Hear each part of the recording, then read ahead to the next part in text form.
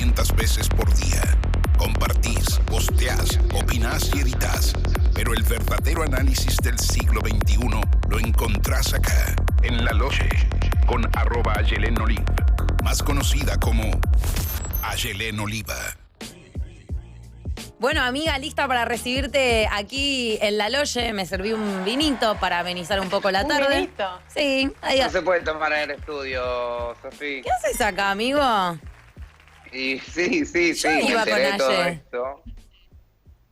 Sé que me quería robar la nota con Aye y vine a hacer mi parte del programa. Aye, ¿con quién te querés quedar? ¿Papá o mamá? Siempre me ponen esta disyuntiva ustedes dos. Conmigo le corto a Santi, ¿eh? Escúchame, si no supiera papel o tijera, Sofía. Dale. Igual me amo que yo tengo el control acá en mi compu, le voy a poner un poquito más ahí, así lo ven. Hago lo que quiero, básicamente. Uf. Hermoso. Diste vuelta a la pantalla y vimos un fondito horroroso. Intenté cortarte y de vuelta a la pantalla, man. Bueno, dale, Intenté piedra, papel o sacarte los tijera. juegos, Sofía. Dale. Piedra, papel o tijera. Empate. Otro. Piedra, papel. papel o tijera. Listo, pim, pum, te cortó. Truc. Fin. No, siempre Listo, lo tiro. gracias. Aye, ¿cómo andás, amiga? ¿Todo bien? ¿Cómo les va? ¿Todo bien? Bien, ¿y vos? Bien, todo bien. ¿Cómo es esto de todo digital y virtual y este tipo de cosas? ¿La llevan bien? Bien. Algo que solo... Nos estamos burlando de tu biblioteca. Es algo que solo en Vorterix se puede hacer, amiga. Es muy difícil, me parece, que otros lugares lleguen a este nivel de tecnología y disposición del personal para poder hacerlo. Mira la que te tiro. Sí, me parece que también lo estamos viendo incluso en el ámbito, yo siempre al ámbito mío, ¿no? Pero al ámbito de la política también, que se están reuniendo, todas las reuniones se están haciendo de manera digital, las reuniones, no sé si en Argentina, pero las reuniones de gabinete, las reuniones de los organismos internacionales también, todo a través de estos mecanismos que son novedosos para todos, ¿no? Pero bueno, estamos tratando, tal vez llegamos al futuro, qué sé yo, ¿no? Tal vez el futuro era esto. Tal vez para empezar a hacer calls, ¿cómo se dice? Calls, tenía que pasar todo esto, ¿no? ¿Viste? Sí, Narda sí, siempre sí. quiere hacer una remera que diga esto se puede resolver con un mail. Sí. Bueno, creo que es el momento de que esa remera se transforme en realidad. Pero más allá de todo lo que nosotros podamos decir desde la ignorancia, ¿qué me podés contar vos, Aye, que plantea el panorama internacional y político en estas circunstancias? Hace un rato conté que, por ejemplo, en el Reino Unido se suspendió el Glastonbury definitivamente este año, o sea, no se hace en el 2020. Nos llegó el rumor de que murió la reina de Inglaterra y la están manteniendo en formol porque no le pueden hacer un entierro digno.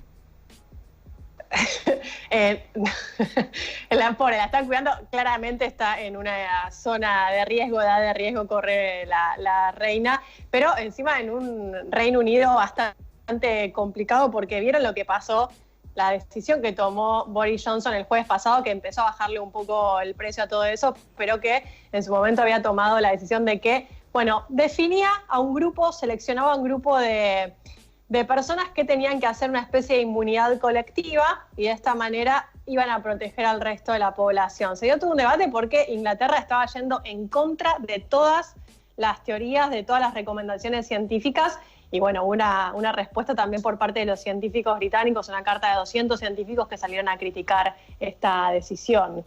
Pero muy alineada con la decisión de Estados Unidos, que entiendo que hoy hay una conferencia de prensa y que capaz Trump da como una dirección distinta a la decisión, ¿no? Como país, que venían tomando, que era muy chill. Fue recién la conferencia de prensa, no tuvo grandes definiciones, pero sigue con esto de empezar a endurecer un poco los controles porque están viendo los efectos sobre su población, pero también obviamente Estados Unidos estaba en lo que le hacían la crítica era sobre todo la postura más negacionista, ¿no? Al principio no reconoció esto y después revirtió la posición en un país que, como decíamos la otra vez que hablábamos, está en proceso electoral, está en elecciones. Ayer tuvieron elecciones en las internas. Se abre un debate también de si en los países que tienen elecciones tienen que suspenderlas o no. ¿Qué se hace con eso? Porque también hay toda una especulación política de, bueno, es el presidente el que toma esta decisión. Entonces, digo, ¿está bien, está mal suspender las elecciones? ¿Hasta dónde? Se dio ese debate en Francia también, que suspendieron las elecciones también municipales una segunda vuelta, en Estados Unidos. Nosotros acá tenemos las elecciones de Bolivia, tenemos el plebiscito en Chile, el referéndum por la nueva constitución en Chile, que falta un tiempo, sí, pero que según todo indica que lo van a tener que postergar y bueno, complica mucho el panorama, ¿no? Hay dos preguntas que son una, son dos, no sé bien en realidad. Es un momento muy interesante a nivel político, ¿no? Primero quisiera saber si como que existen protocolos para este tipo de situaciones que son atípicas pero pueden suceder, ¿no? Hablábamos con Santi que en 1918 ocurrió como la última pandemia mundial así también tremenda y que entonces no es que no hay una experiencia mundial en este tipo de cuestiones. Seguramente no quede gente viva que haya estado en esos momentos, pero si revisamos un poquito la historia, está bueno tener en cuenta que ya ocurrieron estas cosas. Primero esa pregunta, ¿no? Como pensar un poco si hay como una estrategia preparada. Y segundo, quiero como que me des tu opinión sobre cómo cada dirigente y dirigenta, que casi no hay ninguna en este momento, de cada país, cómo va reaccionando a esto, si te parece que están a la altura en las circunstancias, si es un buen momento para ser presidente. Es un buen momento para mostrar el liderazgo, ¿no? Digo, o sea, de esto salís o beneficiado o totalmente hundido. Y acá me parece que, digo, en el caso de Donald Trump está demostrando que le está costando mucho administrar las crisis que no son autogeneradas, ¿no? Que no son generadas por él.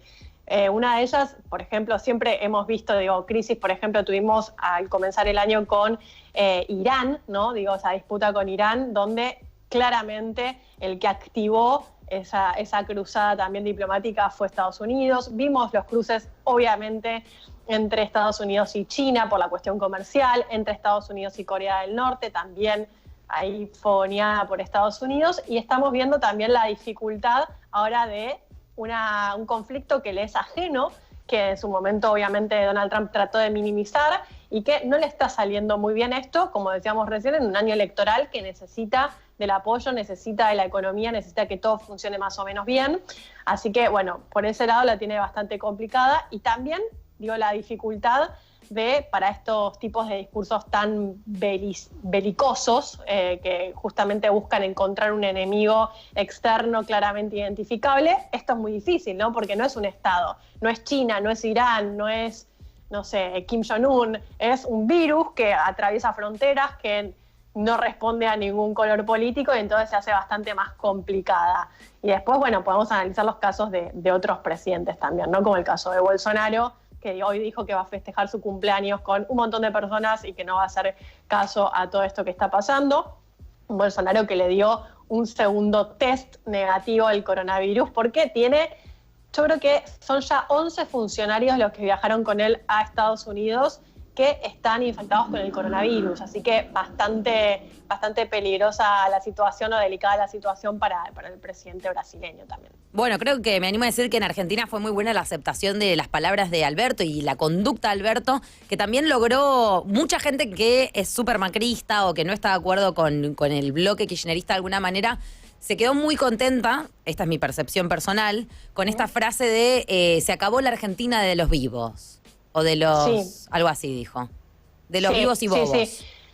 A mí lo que me gustó también en términos personales es el tema de un presidente que salió a hablar con el gobernador de la provincia de Buenos Aires, con el jefe del gobierno en la ciudad, que es de la oposición claramente, y que salieron los tres, digamos, de los distritos con mayor densidad poblacional también y donde se han identificado los principales casos de coronavirus en Argentina para dar una respuesta de manera conjunta y coordinada, ¿no? Lo mismo con el tema de la articulación con las provincias. Eso me parece clave que haya, digamos, que salgan los ministros de salud de la provincia junto al Ministerio de la Nación. Digo, de esa manera empezar a dar cuenta de que hay respuestas que son, digamos, políticas de Estado y que no responden a las diferencias políticas, ¿no? Y si lo llevamos al ámbito internacional... Sí, primero, un segundo. Qué cara de prócer que tiene Kicillof, ¿no? Como que en esa imagen era como nuestro San Martín de hoy en día. Como amo esa patilla de prócer que se deja. La patilla. Es una cuestión de patilla, ¿no? Es la patilla. Es la patilla. Yo creo que le sacamos la patilla y... Sí.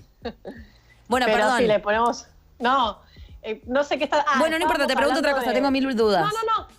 estábamos hablando de esto también, de que nos pone a prueba a nosotros, digamos, a los líderes políticos también en esto de, bueno, ver si podemos generar respuestas como políticas de Estado más allá de las diferencias políticas, ideológicas. Obvio. Y todo eso.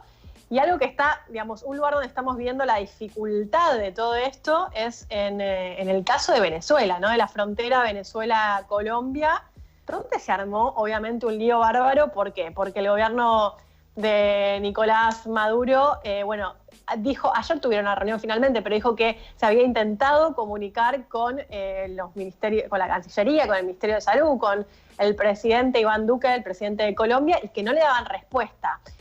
¿Por qué? Básicamente porque ellos no reconocen el gobierno de Maduro. Entonces ahí tenés un problemón total, porque tenés una frontera extensísima de más de 2.000 kilómetros, donde es una frontera muy porosa, donde pasa gente de un lado del otro, y necesitas coordinar políticas, pero si no reconoces al otro Estado, ¿cómo haces, no? Entonces ahí apareció la posibilidad de un tercer actor, que son los organismos multilaterales, en este caso la Organización Panamericana de la Salud, para empezar a mediar y tender puentes, y finalmente hubo un encuentro entre los ministros de salud. Pero empieza a reflotar todos esos, digamos, problemas que, bueno, hasta el momento los manejábamos, pero ¿qué pasa cuando hay algo tan excepcional como esto que nos pone a prueba a todos, ¿no? Claro, sí, totalmente, Aye. Además de eso, como esto parece una pregunta más económica, más para hacerle una piba como Can Devoto o alguien así, pero por ahí vos me podés ayudar. Me sorprende como esto de, por ejemplo, no sé, ayer que sale a decir el Ministerio de Trabajo que va a empezar a ocuparse de los salarios de algunos trabajadores de Argentina para poder como un poco de bancar la crisis. ¿Hay una cuestión política de que hay que estar preparados económicamente, estratégicamente para este tipo de cuestiones? ¿O es algo que surgió y bueno, vamos emparchando como se pueda? Está bueno lo que preguntás, porque son unas políticas que están aplicando distintos mandatarios en el mundo. Pasó con el caso de Francia, pasó con el caso de Italia, pasó con el caso de España, ahora también con Argentina y otros tantos países. Pero fíjate que los países europeos que aplicaron unas políticas más fuertes con todo eso fueron los países más afectados, ¿no? Los que tienen mayor cantidad de personas infectadas, de cantidad de muertos. Me refiero sobre todo a Italia y Francia, que tomaron medidas bastante fuertes con esto, y España en el día de ayer. Digo, en el día de ayer salió una paquete de medidas de 200.000 millones de euros, impresionante eso, donde lo que buscan justamente es evitar la recesión, ¿no? Digo, que haya un parate de la economía producto de esta crisis, pero después de ese parate que haya un rápido crecimiento, no un crecimiento, digo, pero que no entremos en una fase recesiva de estancamiento, y ahí lo que hay que generar es inyectar dinero a la economía para poder salir rápidamente de esa situación, porque realmente yo no tengo registro, digo, creo que también tiene que ver porque estamos en un mundo hiperglobalizado como nunca antes, donde todo nos afecta a todo, digo, una gran epidemia, en este caso pandemia, nos afecta y tiene repercusiones tal vez mucho más globales de lo que podrían tener en otro momento, en otra época de la vida, porque, bueno, obviamente están los comercios y las relaciones comerciales hiperconectadas. Digo, lo que se produce acá, se produce en un país, se termina de producir en el otro, digo, y si pasa eso, si se detiene eso, vemos los efectos de la caída que nos repercute y nos afecta absolutamente a todos. Y para eso aparece el Estado a inyectar dinero en articulación con algunos empresarios, algunas empresas, para poder garantizar una reactivación económica y que la gente, sobre todo la más vulnerable, no quede afuera, ¿no? Y ahí se manejan distintas medidas, como el tema de cancelar, de suspender el pago de hipotecas para que la gente no se quede afuera, de evitar los despidos, prohibir los despidos por un tiempo determinado, o de dar facilidad para suspensiones temporarias en los trabajos, es decir, que te suspendan por un mes, pero que eso no implica un despido. Digo, un montón de políticas o por ejemplo no pagar los servicios, los sectores más vulnerables no pagar los servicios básicos de luz, agua, electricidad. Digo, hay muchas políticas que se pueden aplicar como para atenuar los efectos de esta crisis. Aye, me queda una última pregunta porque lo tengo a Santi a punto de dispararme por WhatsApp, simplemente, así que no me va a poder hacer nada, efectivamente, pero le voy a dejar lugar a él. Mi pregunta es un poco fantasiosa por ahí, pero ¿te parece que esto va a cambiar el mundo? Si salimos de esta, ¿te parece que el mundo se va a mantener como venía o que va a haber cambios? Va a haber cambios, lo que no sabemos es hacia dónde, definitivamente. Ayer recomendé, retuiteé, si pueden seguirlo a Andrés Malamud, @AndrésMalamud, que es un politólogo que está en la universidad, que está en Portugal, bueno, trabaja desde allá, pero que hacía una recomendación de 10 escenarios posibles que podemos tener. De hecho, los podemos por ahí desarrollar en un próximo miércoles, de qué consecuencias va a tener esto sobre el escenario, sobre la política internacional, ¿no? Y eso, bueno, abre un montón de interrogantes. Nadie tiene la respuesta porque claramente es algo que está sucediendo en este momento. No sabemos si va a fortalecer el peso de China. Se habla de si China encuentra una solución, un medicamento, una vacuna a este problema. Es decir, quien encuentre la solución a este problema obviamente va a tener un liderazgo, aunque sea en lo inmediato, a nivel global, muy importante. También cómo afecta esta crisis económica a los mercados, a China y a Estados Unidos, puede reposicionar y reacomodar ahí las agendas. El tema de la caída del precio del petróleo hoy está en, no sé si 22 o 26 dólares, mira, dije pesos, dólares el barril de petróleo, lo cual es realmente uno de los índices más bajos de la historia. Hace creo que 15 o 18 años que no estaba en ese valor. Así que eso, digo, son todos efectos que van a alterar muchísimo el escenario global. También de si va a haber una reformulación del sistema económico internacional o se van a fortalecer los estados, vamos a ir a una política más liberal, no. Digo, bueno, todos escenarios preguntas básicamente que nos tenemos que hacer y que estar atentos hacia dónde va y quién capitalice mejor esta crisis, quién se acomode mejor o más rápido, tal vez, es quien va a poder liderar también todo este proceso, me parece. Me emociona, me enorgullece, me genera muchísima admiración lo que sabés y la capacidad que tenés para transmitirlo. @Ayelén Oliva, así la pueden encontrar a ella en redes sociales. Me tengo que retirar y darle lugar a que Santi Maratea, no está chequeada las preguntas que te va a hacer, pero te las va a hacer en un ratito. Quédense. Ojo, Santi. Quédate vos, Aye. Mirá WhatsApp que te voy a decir algo ahora por privado, amiga. Vorterix.com. Mi momento, señores, ha llegado. Sí, Buenas. No, me acaban de cortar. Hola, Aye, ¿todo bien? Bien, ¿vos? Bien, tranca, en casa como vos. Sí, mostrando acá la intimidad, ¿no? De uno. Mostrando la intimidad de uno. Es un Aparte de que montón. tenés un perfil tan serio en la televisión. Sí, sí. ¿Yo me veo bien ahí o estoy? Sí, bien. No, te ves perfecta. Che, ¿vos estás de cuarentena literal o estás No. ahora en tu casa? No. No, estoy ahora así en mi casa. Estoy en mi casa, no voy a tocar la cámara, ustedes manéjenla porque creo que estoy haciendo el lío. Pero bueno, estoy yendo a trabajar. Arranqué la televisión pública, quiero decirles a todos. Sí, Televisión felicitaciones. Central. Ahora soy una periodista en serio. No, siempre lo fuiste. De 20 a 22 por la TV pública. ¿Todos los días? Todos los días y los sábados también en el Noticiero Internacional. Y para alguien que estudia lo que estudias vos y que trabaja lo que trabajás vos, ¿estás en tu momento de auge laboral absoluto? Qué buena pregunta, porque esto también me lo preguntaron Para el vos, año Sofi, pasado. que decís que no pregunto bien. Básicamente. El año pasado con el tema de las crisis en todos los países de América Latina y todo eso. Claro. A mí me gustan más los conflictos como directamente más políticos, como estos que son como las crisis en América Latina y todo eso, me interesa más. Esto me gusta, pero encontrarle el lado B, ¿no? Como el salir de la cantidad de muertos, de esto, del otro, que es más descriptivo, y poder entender cómo responde, qué respuesta da cada estado, no sé, qué líos genera entre países, ese tipo de cosas. Mi pregunta es, en épocas como esta, ¿los países se hacen más amigos o se hacen más enemigos? ¿Entendés? China y Estados Unidos, ¿se odian o se quieren más que antes?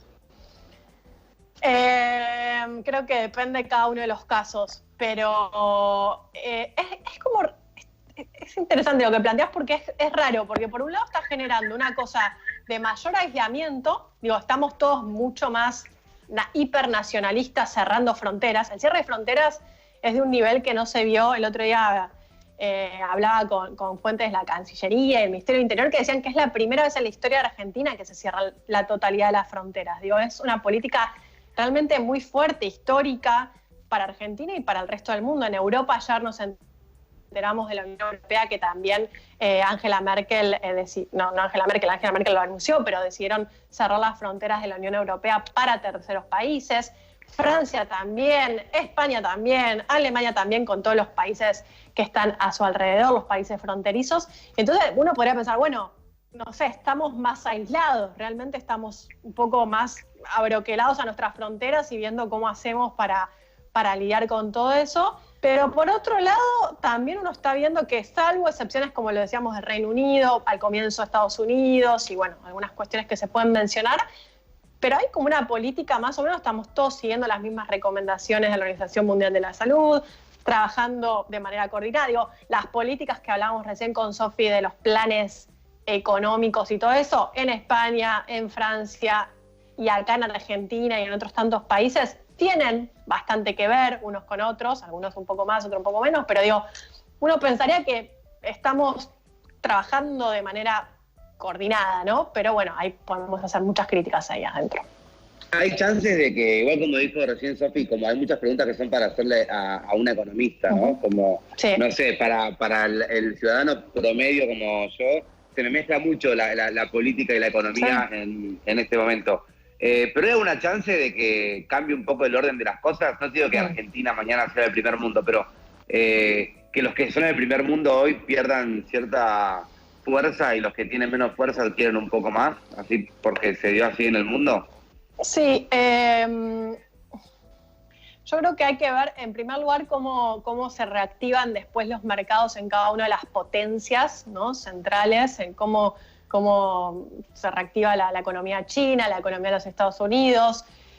Hay que ver ahí, digamos, me parece qué respuesta dan desde la política para digamos, estamos viendo estas decisiones económicas bastante fuertes, que me parece que van a terminar de definir, bueno, cómo estarán los estados para hacer frente a esta crisis, ¿no? Yo soy un poco escéptica digo, sin mucho dato todavía, pero soy un poco escéptica con esto de pensar porque uno podría pensar que ahora, bueno, aparece un Estado más fuerte, un Estado interventor, que empieza a regular también la economía, y uno pensaría, bueno, tal vez pasamos esa etapa del capitalismo financiero especulativo más salvaje y vamos hacia otra cosa porque reaccionamos que necesitamos, porque en definitiva estamos viendo que ante una crisis económica muy fuerte el que aparece es el Estado, digo, y que somos un poco todos nosotros para tratar de saldar esas crisis. Entonces me parece que uno pensaría que puede dar pie a otra forma de organización, pero lo veo un poco, siempre al final, como pasa esto de que el sistema financiero sale con más anticuerpos, ¿no?, de estas crisis. Tal vez este no sea el caso, no lo sabemos. Digo, pienso en la crisis financiera internacional de 2008, que al principio parecía como que, bueno, vamos a hacer un capitalismo un poco más amable, y después con los países, por ejemplo, del sur de Europa, vino todas las políticas de ajuste más salvajes que se pudieran aplicar para que se reactivara la economía. Entonces, entre comillas, reactivar la economía, ¿no?, en esos países, porque la pasaron bastante mal. Entonces digo, vamos a ver qué pasa con esto. Esto es muy apocalíptico porque, como vos decías, pone que hay una guerra de verdad entre China y Estados Unidos, ¿no? Sabemos muy bien que Donald Trump es el que menos peligro corre en un punto, porque, bueno, si bien está en guerra, él es el más protegido. Esto del virus microbiótico que se expande por todos lados pone con igual de vulnerabilidad a vos, a mí, a Donald Trump. O sea, no sabemos si mañana el pelotudo de Bolsonaro, que hace una fiesta para su cumpleaños, le agarra coronavirus y muere. Y ahí creo que es una cosa muy del día a día, donde estamos todos esperando que no se vaya toda la mierda, pero sabiendo que puede llegar a pasar, porque no es algo que lo podamos controlar realmente. Y qué difícil evitar las teorías más apocalípticas en este contexto, ¿no? Es como estamos muy, viste, el otro día leía varios artículos que habían escrito sobre la idea del futuro, ¿no? Digo que es interesante que nosotros antes teníamos una idea por ahí, sobre todo en la época, diría hace 20 años atrás, 30 años atrás, teníamos una idea del futuro asociada al progreso, ¿no? El futuro era aquello que nos garantizaba que imaginábamos que íbamos a estar mejor. Digo, no sé si va a suceder, pero había como una esperanza así. Ahora estamos en una época donde pensamos que el futuro es lo peor, es que no sabemos qué va a pasar, de muchísima incertidumbre, del colapso, del fin del mundo, digo. Entonces, eso, bueno, nada, tiene que ver con un montón de cuestiones, pero ¿cómo hacemos para no ir alimentando también esa lógica de la incertidumbre total y de sentirnos tan desamparados, ¿no? Porque también empieza a pasar eso, ¿no? Digo, si que el futuro o la imagen de futuro que tenemos es totalmente desalentadora, entonces ¿qué hacemos? Digo, no hagamos nada porque lo debatimos con los debates del tema del cambio climático y todo eso, cómo no tener también posiciones tremendistas con esto, digo, bien realistas, pero también propositivas, ¿no? Porque si no es como nos quedamos en una, digo, bueno, vamos a morir todos y el futuro es ya, digo, no es en las generaciones, los hijos de mis hijos, sino es a mí mismo, me va a afectar, por ejemplo, los efectos del cambio climático, ¿no? Entonces digo... Sí, o sea, pasa que lo conocemos menos, entonces hace que también nuestra posición con el tema sea más inestable. A mí me pasa que a la mañana me levanto tranquilo y a la noche me voy a dormir de paranoico, después me levanto paranoico, a la tarde me tranquilizo. Por momentos le digo a un amigo que no sea paranoico, después lo paranoiqueo yo. Viste, como que no tenemos mucho control sobre... Me parece que, por ejemplo, en el cambio climático, uno sabe que puede tomar la postura de involucrarse o hacerse el boludo, que su vida va a seguir siendo la misma. Sí. En este caso no, es como si esto fuese un factor del cambio climático, ¿viste? Bueno, se acabó la joda y ahora tu vida no va a ser la misma. Tenés que pensar si salgo de mi casa, no salgo de mi casa, pido delivery, lo cocino en casa, me lavo las manos, me baño. ¿Qué hago? Porque no tenés idea de cómo sobre... Y ya hubiese explotado todo en un punto. Eso es un poco lo que se vive, ¿no? Sí, y también se vive algo de que se está, reactivando algo de empatía social, ¿no? Algo de que, bueno, de esto salimos todos o no sale nadie. Y hay como una lógica ahí que también nos está poniendo bastante a prueba esto de que este mensaje que manda el gobierno de no es por vos, es por todos. Me parece que está piola porque también genera como, bueno, más allá de que vos no seas un grupo o seas una persona que no está en factor de riesgo, un grupo de riesgo, etcétera, digo, acá es necesario articular entre todos lo que vemos, a ver, no podemos ir al supermercado y llevarnos 700 pares de paquetes de papel higiénico porque no me van a hacer, o sea, me van a quedar aguardados a mí, desabastezco al que sigue, digo, eso también es solidaridad y un poco de generosidad y en estos momentos, bueno, estamos a prueba de todo eso, ¿no? De cuán solidarios los hechos reales somos, porque, digamos, depende de nosotros, ¿no? Depende de lo que podamos dar también nosotros, más allá de las decisiones que se tomen desde la política. Sí, qué loco que llegamos a eso por estar todos en riesgo, ¿no? No sé si... pienso en lo que decía Bill Gates de antes de las bombas nucleares, y en un punto, bueno, el que tenía plata para hacer un refugio nuclear tenía y el que no. Fin. Sí. Y se ve una bomba nuclear, se salva el que tenía plata. Hoy en día no sabes si, no sé, por ir a comprar el papel higiénico no te contagiaste coronavirus y el que no fue porque no había más está sano porque no se contagió. Es como que no sabemos cuál es la forma de salvarnos. Hace poco vi un meme de un médico que le decía a un chabón, tipo, tenés coronavirus, y el chabón le decía, ¿cómo? Si tengo 1000 papeles higiénicos, ¿viste? Como diciendo, no, pero yo me compré todos los papeles que podía. O sea, no hay nada claro, ¿viste? De cómo salvarnos. Y en ese sentido, de tanto riesgo, es como, bueno, cuidémonos entre todos, porque es la actitud que tengo que tener para salvarme a mí mismo también, en un punto.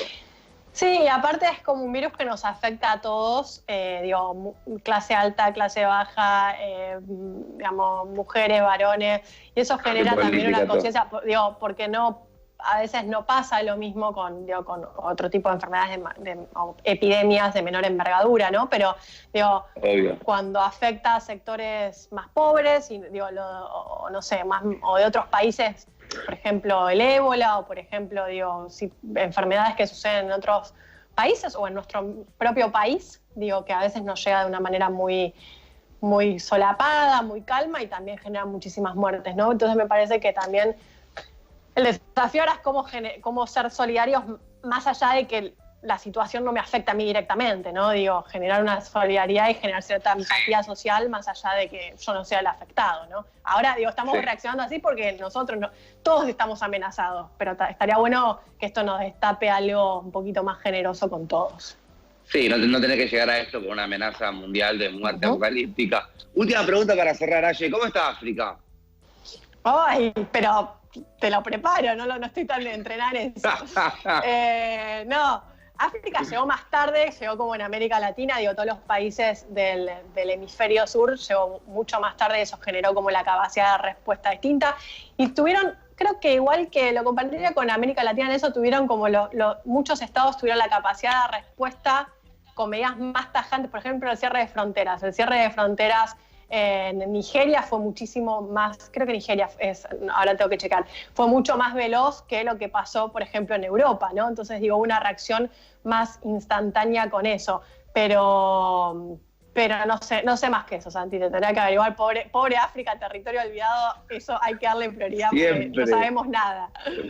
No sabemos nada, aparte ya veo que África está sano y Europa quiere ir a África y África se da vuelta la tortilla, ¿viste? Bueno, pasó con la frontera con México y Estados Unidos, que fueron los mexicanos los que cerraron la frontera. Los mexicanos dijeron que no pasen. Me encanta. Bueno, para la próxima última que hablar de África y del coronavirus, ¿eh? Y Corea del Norte, si es verdad que están matando a la gente en la calle. Corea del Norte no vamos seguramente a tener mucha información, pues es un poco inaccesible, pero de África podría estudiar un poquito más, sí, sin lugar a dudas. Aye, son la mejor de todos los medios de comunicación, gracias por siempre traernos la calma a la loye. Un beso grande, chicos. Chau. ¿Te gustó? Míralo de nuevo en